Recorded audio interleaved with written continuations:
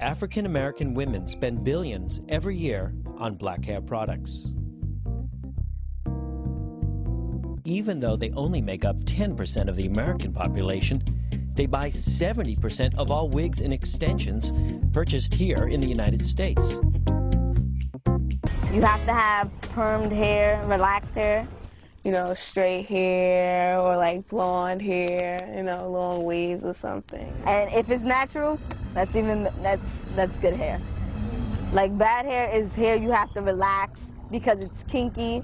Like it's not like appealing to have like natural hairstyles, or like if they are natural, they have to be like the curly head like black girls or something that looks mixed or something. There are standards that are imposed upon us, like, you know, you're prettier if you're light-skinned. I knew people in the past that just wanted to be light-skinned, not for any particular reason, you know, because they love themselves. I mean, they love themselves except for, you know, the color of their skin. Since I was younger, I also considered being lighter as a form of beauty, or, you know, beautiful than being dark-skinned. So I used to think of myself as being ugly because I was dark-skinned.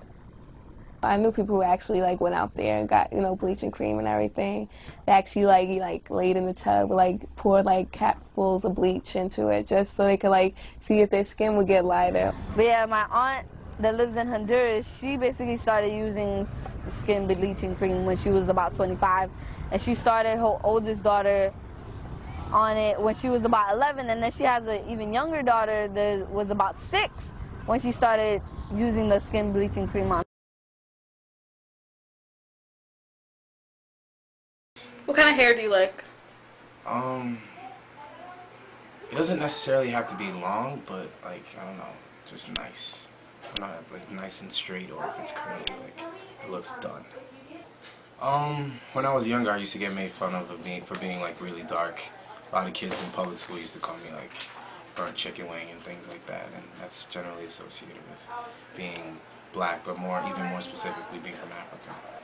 Well, definitely, I feel like there is a stigma, and minorities are constantly, I guess, portrayed as maybe assimilating by having straightened hair, I guess I do, or whatever, or getting extensions and stuff like that, because what we're shown is pretty much long flowing hair, blue eyes, you see black girls now with green contacts and things like that. So I think a lot of young girls particularly are caught up in that and may try to imitate what they see on TV, and it might as well be, I guess, Western or European style, I guess those type of characteristics that, yeah, something like that. I guess I've heard guys say things like, my skin may be dark or whatever, and they don't date dark-skinned girls, or they don't feel like dark-skinned girls are as pretty as big butt, I guess. If I could change, I guess I would be taller, maybe have slightly longer hair. Well, I mean, a lot of the media's portrayals of beauty is, you know, more European features that most young black women don't have. So a lot of girls grow up and get weaves or straighten their hair and whatnot, and that changes our views of beauty. The media greatly influences minorities' view of beauty, because if you look at magazine covers and at the major premiere movies, they'll all be starring white women with blue eyes, really long blonde hair, and they'll be skinny as ever, skinny as a stick, and they won't have any meat on their bodies. And I mean, a lot of the minorities, for the most part, you know, they'll have meat on them, they'll be curvaceous and whatnot, and so they'll look at what is seen on the television and what's celebrated and what's seen as beautiful, and they'll look at themselves and then they'll think that they're not as beautiful because they're not as appreciated in the media. You just have to be a really strong-minded person in order to fight off the, you know, the stereotypical portrayal of what is beautiful, like light-skinned with long hair and all that stuff. You just have to be mentally strong to recognize your own beauty. I don't think the media properly portrays the range and types of people there are in our society, and because of that, the lack of diversity, you see a black individuals either as athletes or as actors. We don't see carpenters or skilled workers, different people like that. But also we have a very specific type of black person. When you look at things like movies, when you look at Halle Berry, you look at Beyonce, you have a black woman who is at the same time very European with long hair, lighter features, and things that make her look not necessarily like a black woman, but like a tanned white woman.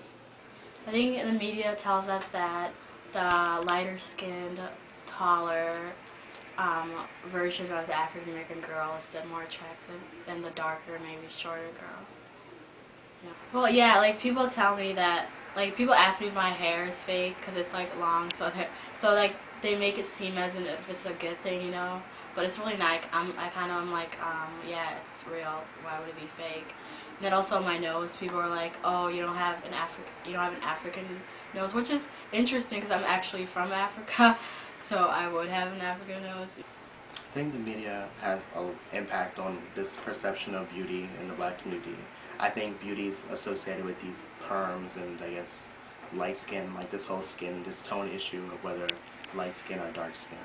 So I think the media obviously sheds light more on these long hair, light skinned girls, like that's the symbol of African beauty. Yeah, girls have told me that I was ugly. I feel like if I was light skinned, like one of those Chris Brown looking niggas, I can get more